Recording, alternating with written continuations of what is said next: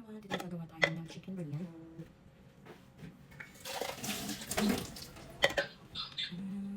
Ay, nako, gagawa tayo ng ginger and onion paste. Haluan natin itong coriander. Oh my god, kalaban ko talaga itong onion. Iniiyak na ako. Talaga naman. Kaminsan lang talaga ako gumagawa nitong biryani. Kasi alam niyo bakit? Kalaban ko maghiwa ng onion. Ay, nako, ng sibuyas. Kasi naiiyak talaga ako. Kasi hindi katulad ng Pilipino recipe ba na isang onion lang is enough na. Ito ang daming onion na kailangan ilagay. Mga apat, ganyan. Ito sa akin malalaki to, like this. Apat na ganyan. Ayun ako. Gagawa ko parang, ito, ginagawa ko to, na gagawin kong ginger and onion paste. Haluan ko nitong coriander. At alam niyo ba kung saan ko ito nabibili? Ang liit lang yan, no? Ay, ito nabili. Sa Timo to, free ko siya nung nagbili ako ng, anong binili ko nun ha? Tapos, may free siyang tatlo, kasama to. Kaya nga, mag-order kayo sa Timo. Hindi naman lahat free ha. May minsan, like, pag may order, order kayo ng isang items, meron siya mga free. Ganyan. Kaya mag-check out kayo, sayang. Maganda na mamili kasi makarami ka. Wait lang. Ayan, nakagawa na ako ng aking ginger paste. Okay, yan ang mga bebe.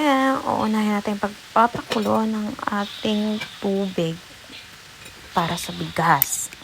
At habang nagpapakulo tayo na may magpiprito dun sa ating manok na minarinate na natin. Actually, hindi ko na pinakita sa kung ano yung sangkap, kung anong ingredient dun sa marinated. Kasi nga, kagabi ko pa yun minarinate.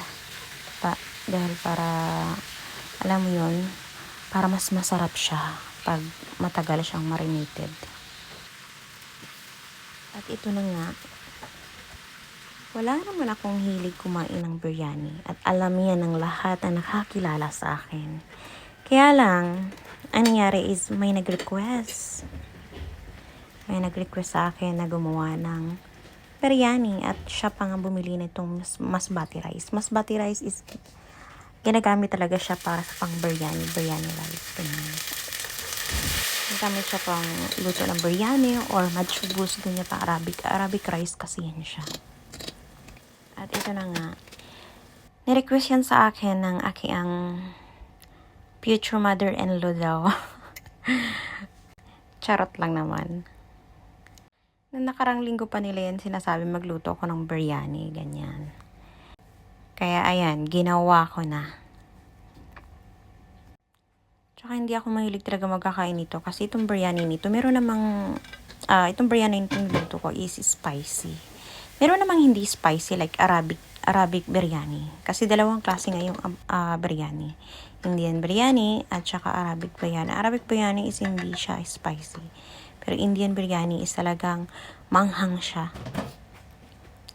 At ito na nga ang kalalabasan